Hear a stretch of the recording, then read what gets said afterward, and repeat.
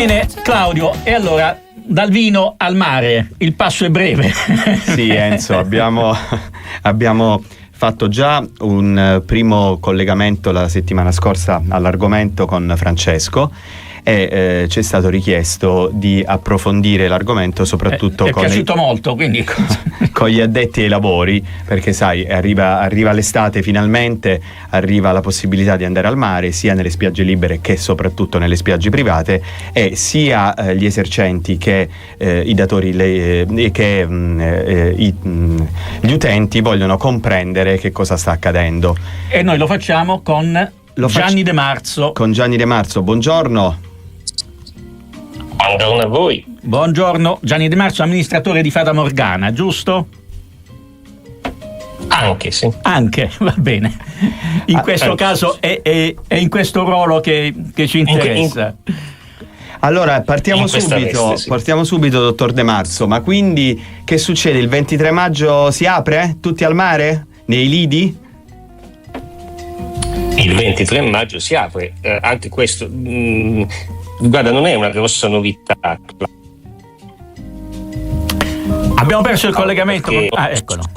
Il ministro Salvini prima fece una circolare, poi ha fatto addirittura un terza. No, non ci siamo, il collegamento non va bene. Se non riusciamo a ripristinare il collegamento video, possiamo anche accontentarci di una diretta telefonica a Piero Caffio. Va bene?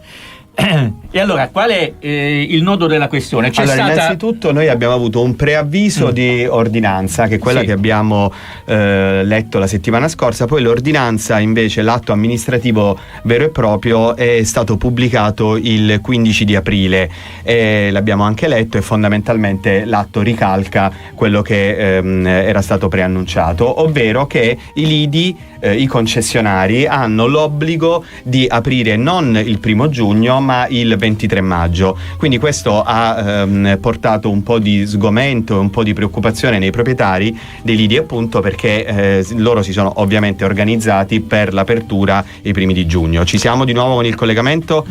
Eccoci, Gianni, ci senti? Io sono qui, sì. Mi sentiate? E ti vediamo anche. Allora, dicevamo, che problema comporta anticipare l'apertura al 23 maggio? Guarda, il problema non è che comporta qualcosa di particolare, la questione è questa, dato come diceva Claudio, sono una serie di costi, perché lascia perdere il weekend, sabato e domenica, bisogna anche guardare i costi durante la settimana, ma in realtà poi la regione consente, come del resto è normale, l'apertura prima e dopo. Qui il problema è l'obbligatorietà, cioè mentre ogni stabilimento dovrebbe poter gestire il proprio momento di apertura, qui viene obbligato ad aprire il 23 maggio, che vuol dire una serie di costi in più, perché chiaramente bisogna organizzare più giorni per il personale. E non sempre questo, poi da maggio non c'è sempre bel tempo, durante le settimane non sempre c'è l'arrivo dei turisti, e quindi c'è il rischio in realtà di avere grossi costi e nessun tipo di beneficio per il gestore, e forse neanche per il bagnante. Però questo è quello che è stato deciso, ripeto, a livello nazionale, una scelta di Salvini prima ancora della regione, e ci adegueremo a queste disposizioni per la parte apertura o chiusura. Questa è la novità di quest'anno. Ecco, però in una regione come la nostra, dove si punta alla destagionalizzazione, anticipare le aperture o comunque restare aperti anche al di fuori del periodo strettamente estivo non dovrebbe essere un vantaggio? Pronto?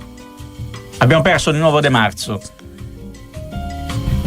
Piero, io direi di andare con la telefonica, con una semplice telefonica. Claudio, dicevamo. Sì, no, poi tra le altre cose nell'ordinanza, lo chiederemo anche a Gianni, nell'ordinanza si fa riferimento alla possibilità, ne abbiamo parlato con Francesco, di introdurre all'interno degli stabilimenti balneari anche borse frigo, anche i famosi cibi portati da casa. La focaccia e la parmigiana si possono portare, l'ho letto nell'ordinanza. E quindi vedremo che cioè, se ci saranno anche delle misure per concedere questa usanza, diciamo prettamente pugliese. Poi c'è una cosa molto importante a mio avviso, ovvero il divieto di fumare in spiaggia, di fumare nei lidi. E questo mi sembra, lo dico da non fumatore, mi sembra un segno di civiltà non fumare, perché Sì, vero, siamo all'aria aperta, però si disturba anche chi è accanto. Sentiamo se c'è Gianni.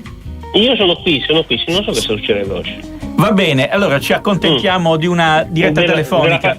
Della parte audio. Stavo dicendo che rispetto alla possibilità, la differenza tra la possibilità e l'obbligatorietà. Sì. Quindi l'idea che ogni stabilimento possa anticipare o posticipare mi sembra più che giusta, ognuno si organizza come meglio crede. Ci sono degli stabilimenti aperti nella giornata di Pasquetta, andava benissimo. Qui invece il problema è l'obbligatorietà che significa che se non apri c'è il rischio che possano revocare la concessione dei magnati, e quindi la differenza è sempre fra la scelta e l'obbligo, insomma. Quindi sarebbe più opportuno andare verso una liberalizzazione dei periodi di apertura e di chiusura. Sì, tieni conto che lo stesso Salvini in realtà consente alla legge rispetto alla terza settimana di maggio e alla terza di settembre di posticipare di una settimana. Quindi bisognerebbe, secondo me, limitare il periodo obbligatorio al minimo possibile, lasciando facoltà a tutti gli stabilimenti di aprire nel tempo che ritengono opportuno fare, offrendo i migliori servizi al turismo. Dobbiamo interrompere per 2 minuti di pubblicità. Tra 2 minuti ci ricollegheremo ancora, De Marzo, perché abbiamo altri punti da affrontare sugli stabilimenti balneari. Restiamo qui.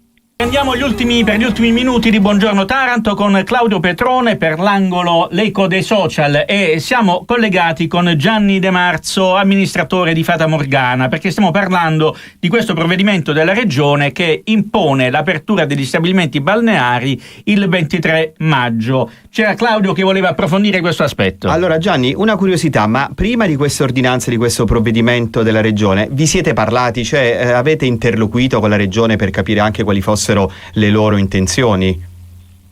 La Regione nell'ordinanza cita gli incontri con alcuni sindacati, in realtà. Da quello che conosco per il mio sindacato mi dice che tutte le richieste di prorogare l'apertura o di interlocuzione su questo non hanno trovato accoglimento, quindi ci sono delle interlocuzioni che sembrano essere solo di natura formale. Quindi è apparso davvero come un fulmine a ciel sereno sulla bellezza. No, non è ti ho detto, c'era una legge di settembre Salvini, dell'anno scorso, quindi era noto a noi che sarebbe venuta una cosa di questo genere. De Marzo, c'è un altro elemento rivoluzionario all'interno di questa ordinanza, la parmigiana libera. Cioè i bagnanti potranno portare focacce, parmigiane, angurie senza ostacoli, dopo le polemiche che spesso ogni estate vengono sollevate per questo tipo di eventualità, no? Guardi, non è nessuna cosa rivoluzionaria, perché l'ordinanza è esattamente identica a quella dell'anno scorso. E perché ci sono sempre polemiche? Ogni volta c'è sempre qualche problema quando...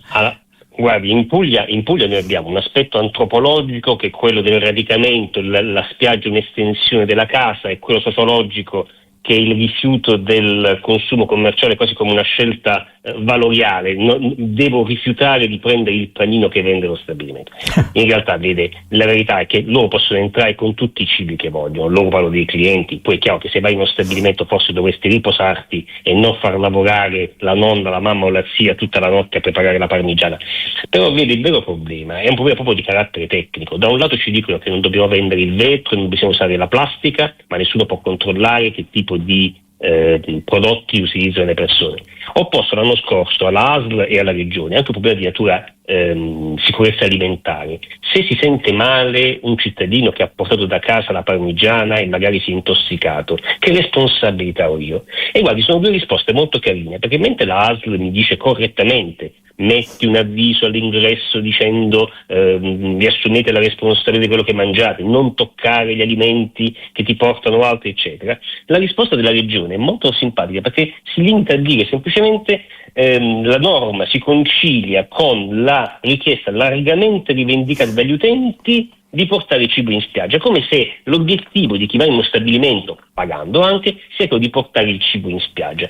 In realtà per grossi problemi noi non ne abbiamo, perché la verità è che chi viene da noi a godersi la giornata in realtà non ha neanche questa esigenza. Ovviamente questo non significa che il gestore debba applicare dei prezzi straordinariamente alti o al di fuori del mercato, ma la gente non è più come tempo fa. Poi ci sono diversi tipi di spiaggia, nella spiaggia libera puoi portare le tovaglie, i contenitori, i termos, i fornelli, quello che vuoi, anche se il fornello in realtà è vietato, nello stabilimento magari cerchi un altro tipo di offerta turistica. Gianni, Claudio, dobbiamo chiudere. Sì, dobbiamo chiudere. Una domanda al volo. A Fata Morgana si può fumare in spiaggia? Risposta secca che siamo in chiusura.